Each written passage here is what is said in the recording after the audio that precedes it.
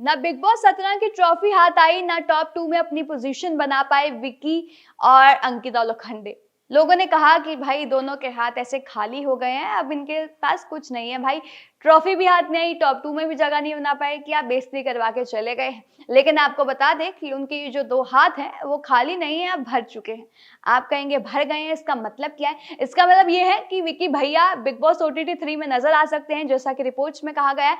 और अंकिता लोखंडे के पास एक बड़ा प्रोजेक्ट आ गया है, और वो प्रोजेक्ट पता किसके साथ है?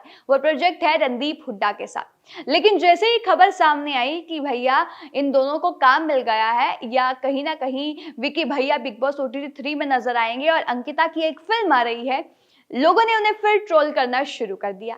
अब आपको बताएं और सारी डिटेल से रूबरू करवाएं तो इनकी कौन सी फिल्म आने वाली है अंकिता की, और साथ ही साथ उस फिल्म का नाम क्या है, किस कहानी पर वो फिल्म बेस्ड होने वाली है और लोगों ने क्या कहा, ये सभी डिटेल्स आपको बता देते हैं और पूरा विस्तार में आपको समझा देते हैं।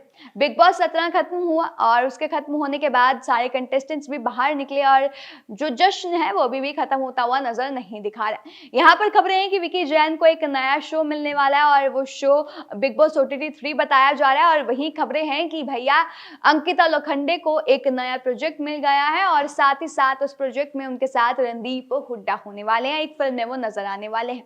अब हुआ क्या और कहां से खबरें फैली, तो चलिए आपको बताते हैं। अंकिता ने अपने सोशल मीडिया अकाउंट इंस्टाग्राम पर एक वीडियो क्लिप शेयर किया और लिखा कि इतिहास के पन्नों से खोए हुए नेता की कहानी लेकर आ रहे हैं।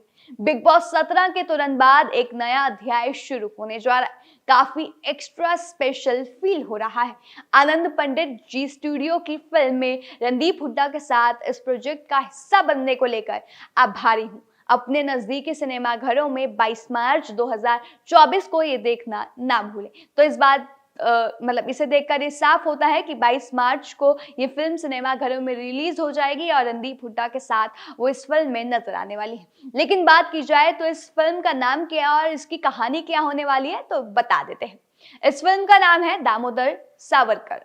इनकी कहानी कुछ ऐसी है कि ये जो फिल्म है वो देश के स्वतंत्रता सेनानियों में से एक विनायक दामोदर सावरकर की है, जिनका जन्म 28 मई 1883 को महाराष्ट्र के नासिक के पास भागुर गांव में हुआ था। देश के लिए जान की बाजी लगाने वाले सावरकर एक कार्यकर्ता होने के साथ साथ एक लेखक भी थे, और उन्होंने हिंदू महासभा का लीडरशिप भी किया था। सावरकर तब हाई स्कूल में पढ़ाई करते थे जब उन्होंने स्वतंत्रता आंदोलन में भाग लेना शुरू कर दिया था, और उन्हें हिंदुत्व शब्द गढ़ने के लिए भी जाना जाता है। बात करें कि इस फिल्म में क्या दिखाया जाएगा, तो जो प्रयास सावरकर ने किए हैं उससे जुड़ी जितनी भी सच्चाई है वो इस फिल्म में दिखाई जाएगी।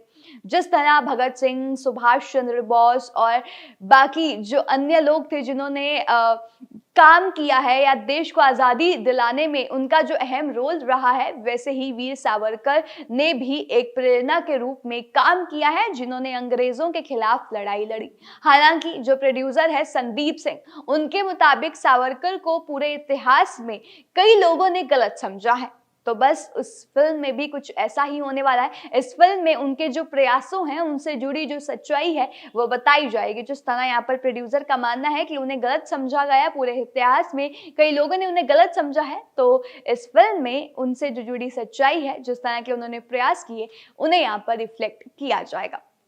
तो बहुत बड़ा प्रोजेक्ट है जो अंकिता के हाथ लगा है, और साथ ही साथ रणदीप हुड्डा इसमें नजर आने वाले हैं। देखते हैं कि इनकी केमिस्ट्री कैसे देखने को मिलती है और क्या लोगों को पसंद आती है। लेकिन जाते जाते आपको ये जरूर बता देते हैं कि जैसे ही अंकिता ने प्रोजेक्ट की अनाउंसमेंट की, तो यहाँ पर एक के बाद एक यूजर्स ने कमेंट करना शुरू कर दिया। जैसा कि स्क्रीन पर आप देख सकते हैं, एक यूजर ने कमेंट किया और लिखा, अभी से स्क्रीनशॉट ले लो मेरे कमेंट का, flop movie because of चुनकिता।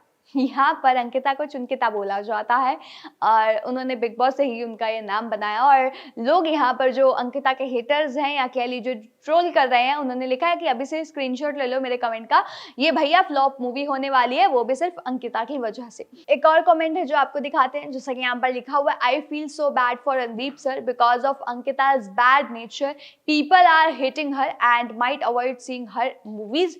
Huda sir, you should have taken cast very sincerely.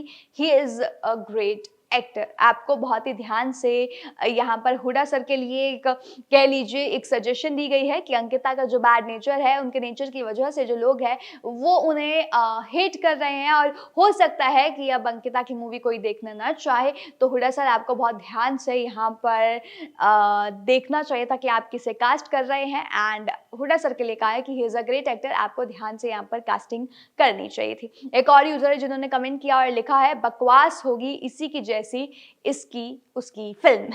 तो यहाँ पर लिखा है कि जिस तरह यहाँ पर अंकिता बकवास है, उसी तरह उनकी जो फिल्म है वो भी बकवास होगी। और लोगों ने ये भी कहा है कि अनाउंसमेंट अब की गई है इस फिल्म की, लेकिन ये जो फिल्म है वो 1 साल पहले से ही इसके बारे में सब कुछ क्लियर हो चुका है, लेकिन अब की गई है क्योंकि अब जो अंकिता है वो बिग बॉस 17 से बाहर आ गई हैं। और फिर लोग ये भी ट्रोल कर रहे हैं कि प्रोजेक्ट तो पहले से इनके पास था। ऐसा नहीं है कि बिग बॉस 17 के बाद आकर इन्हें प्रोजेक्ट मिला, प्रोजेक्ट इनके पास 1 साल से पहले ही था।